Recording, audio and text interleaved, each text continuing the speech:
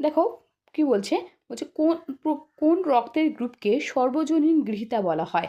তো কোন রক্তের গ্রুপকে বলা হয় সর্বজনীন গৃহীতা? এটা বলা হয় কিন্তু AB+ রক্তের গ্রুপকে বলা হয় সর্বজনীন গৃহীতা।